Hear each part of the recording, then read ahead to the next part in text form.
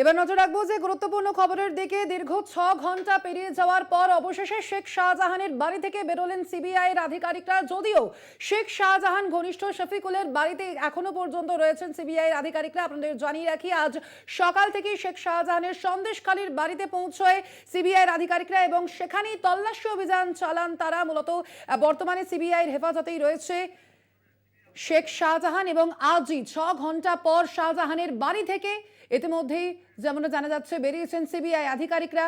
এ বিষয়ে আরো বিস্তারিত জানবো। ফোন লাইনে রয়েছেন প্রতিনিধি সঞ্জিত চক্রবর্তী। সঞ্জিত, যেমনটা জানা যাচ্ছে শেখ শাহজাহানের বাড়িতে আজ সকাল থেকেই তল্লাশি অভিযান চালিয়েছেন সিবিআই আধিকারিকরা। তারা কি কি তথ্য পেয়েছেন, পাশাপাশি জানবো শফিকুলের বাড়িতে, তার বাড়িতে কি এখনো পর্যন্ত চলছে এই তল্লাশি? দেখো, প্রায় 6 ঘন্টা অতিক্রম করার পরে সিবিআই আধিকারিক দল সন্দেশখালীর যে বেতাজ বাদশা শেখ শাহজাহানের আকুঞ্জিপাড়ার বাড়ি থেকে তারা বেরিয়ে গেছে, সঙ্গে ফরেন্সিক প্রতিনিধি দল। এবং ফরেন্সিক প্রতিনিধি দলরা তারা তথ্য নমুনা সংগ্রহ করে এবং ভিডিও ফটোগ্রাফি করে তারা কলকাতার উদ্দেশ্যে রওনা দিয়েছেন।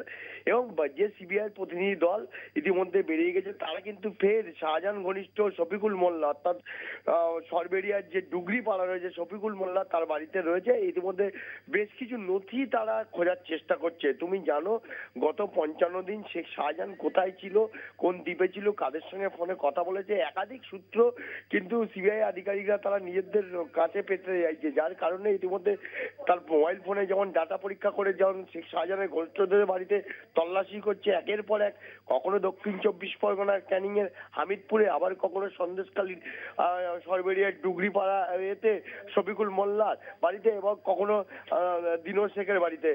পাশাপাশি শেখ শাহজাহানের ম্যানেজার ডিনবক্সের যে তাকে মাছের আড়তে ম্যানেজার, তাকেও কিন্তু জেরা করছে। এখনো পর্যন্ত শফিকুল মোল্লার বাড়িতে বিশাল বাহিনী রয়েছে, বাহিনীর সঙ্গে রয়েছে সিবিআই আধিকারিকরা। তাকে সে বাড়িতে নেই, তার পরিবারের সদস্যের সঙ্গে কথা বলছেন।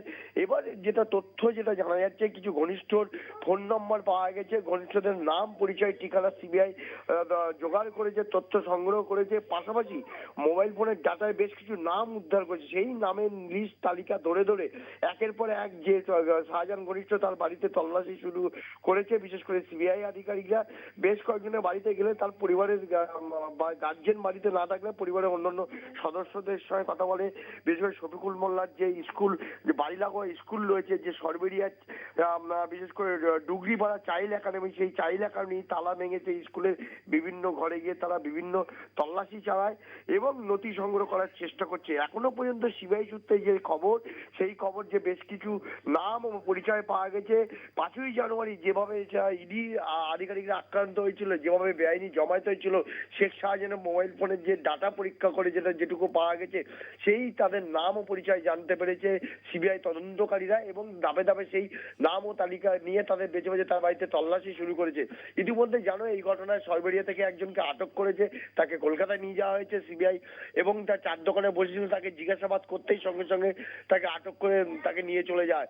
এবং এই শাহজাহান ঘনিষ্ঠদের কি ভূমিকা ছিল, কি তাদের মদত ছিল, অর্থাৎ বেআইনি জমায়েত করে ইডির ওপর এরা হামলা করেছিল কেন, এই সর্বাধিকটাই তদন্তের স্বার্থে রাখা হয়েছে। এখনো পর্যন্ত বেশ কিছু নাম ও পরিচয় পাওয়া গেছে এবং কিছু নথি উদ্ধার করছে সিবিআই আধিকারিকরা। এই শেখ শাহজাহানের সঙ্গে ঘনিষ্ঠদের কতটা যোগসূত্র ছিল, একদিকে যেমন গত কয়েক বছর যেমন ছিল, তার আগেও এই 55 দিনের মধ্যে তাদের সঙ্গে একাধিকবার ফোনে কথা হয়েছিল কিনা, সেটাও তদন্তকারীরা একবার দেখে নিতে চাইছে। স্বর্ণালী, ধন্যবাদ তোমাকে সঞ্জিত।